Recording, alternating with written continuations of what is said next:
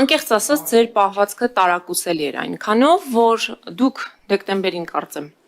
քաղաքացիական պայմանագիր կուսակցությունով ընդունել եք վարքականոն։ Հարգել ընդդիմադիրի խոսքը, հարգել ձեր կարծիքը չկիսող մարդկանց խոսքը։ Երեկվանից ագրեսիա է։ Երեք Նիկոլ Փաշինյանն ասում, եթե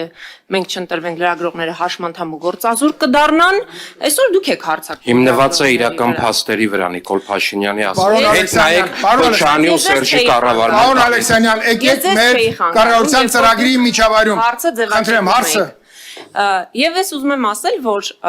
այս լրագրողների, նաև այս դահլիճում գտնվողների մեծ մասի ուղղակի ջանքերով դուք այսօր իշխանության եք, ուղղակի ջանքերով։ Էլ չասեմ նվաստացուցիչ ձևակերպումներ, թե քանի մարդ, քանի խմբագրության դեմ էր հերթ կանգնում, որ հարցազրույց տար։ Եվ այսօր լրագրողներին դուք կարողա չեք կանգնել, բայց եկեք դուք մի արձագանքեք, ես իմ քաղաքական արձագանքն եմ տալիս, որովհետև չի կարելի լրագրողներին թիրախավորել այս աստիճան ատելություն գեներացնել 4-րդ իշխանության նկատմամբ։ Հիմա հարցը նախարարին։ Եկեք դուք պարոն Քոչարյան, ինձ մի խմբագրեք, ես քաղաքական գործիչ եմ, ես իմ Ես պետք է նիստը վարեմ, նիստի օրակարգի տրամաբանության ընթացքում լինում են փոխվեց, կրքերը հանդարտվեցին, հիմա դուք Հիմա ես կրքեր չեմ թեժացնում, ես ընդհանրապես ասում եմ, որ անհրաժեշտություն կա հետևել ձեր ընդունած նորմերին, ձեր վարքականոնի նորմերին եւ չվիրավորել ընդդիմադիրի խոսքը, չվիրավորել լրագրողներին ու լրատվական դաշտը։ Այսօր ինչ մեր երկիրը կա եւ գործում է եւ բոլոր հնարավոր, այսպես ասեմ, թաքուն բաները ի հայտ են գալիս լրագրողների շնորհիվ է։ Ընդ որում 24 ժամի աշխատանքի մի թիրախավորեք այս մարդկանց։ Իմ ասածը էս է։ Իսկ հիմա իմ հարցը Տիկին նախարար, ես տարբեր տեղեկություններ պեղեցի համացանցում, մոտավորապես այսպիսի թիվ կա 1200 նարկոշոփի մասին։ Կուզեմ ես դուք ասեք կա որևէ տվյալ ձեր մոտ հավաքագրված, որ իսկապես on-line թմրանյութերի խանութները այդքան մեծ թիվ են կազմում Հայաստանում եւ արդյոք այդքան անվերահսկելի են այդ խանութների գործունեությունը, ինչու եմ հարցնում, որովհետև տարբեր միջազգային զեկույցներում մենք կարդացել ենք, թե իշխանության տարբեր ճյուղեր, ինչպես են տարբեր խակերական ծրագրեր գնել, ընդ որում բավականին բարձր գներով, այդ թվում եւ քաղաքական գործիչների հեռախոսները կոտրելով եւ որոշակի գաղտնալսումներ իրականացնելով, այսինքն իշխանությունը հնարավորություն ունի որոշակի իմաստով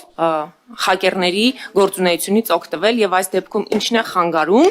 օգտվել նմանատիպ ծառայություններից եւ բացահայտել on-line նարկոշոփերի թիվը եւ գործունեության սահմանափակման հասնել։ Շնորհակալություն։ Շնորհակալություն Տիկին Թովմասյան, նախ Հայաստանի Հանրապետությունը իրավական պետություն է եւ այն բոլոր գործիքների, չգիտեմ, գնում, օգտագործում եւ այլն, որ նշեցիք, Հայաստանի Հանրապետությունում տեղի չի ունենում մի բան, որը ժողովրդավարական եւ իրավական պետությանը բնորոշ չէ։ Եթե դուք խոսում եք օպերատիվ հետախուզական գործունեության մասին, նույն ազգային ժողովի կողմից ընդունված օրենք է։ Օպերատիվ հետախուզական գործունեության մասին օրենքը տալիս է բոլոր օպերատիվ հետախուզական միջոցառումները, որոնք իրավապահ համակարգը կարող է օգտագործել։ Եվ դրա համար, եթե կան կոնկրետ գործիքներ, միջոցներ, որոնք կրկին իրավաչափությունը պահելով հնարավոր է օգտագործել, Հայաստանի Հանրապետությունը օգտագործում եւ օգտագործելու է այդպիսի միջոցներ նորից համաչափ այն օրենքին, որն ազգային ժողովը ընդունել է։ Եթե այլ տվյալներ ունեք, մենք նորից իրավական պետություն ենք, դրանք կարող եք հաղորդման տեսքով ուղարկել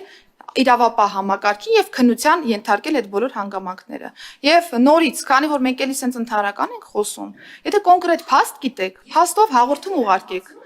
Կոնկրետ փաստ գիտեք, Տիկին Թովմասյան, նախ ես դեռ ձեր առաջին հարցին եմ պատասխանում, որտեղ հարգանքով եմ վերաբերում ձեր բոլոր հարցերին։ Եթե փաստ գիտեք իրավապահ համակարգի կողմից ոչ իրավաչափ գործիք օգտագործելու,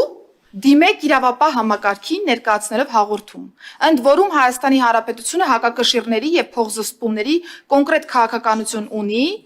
եւ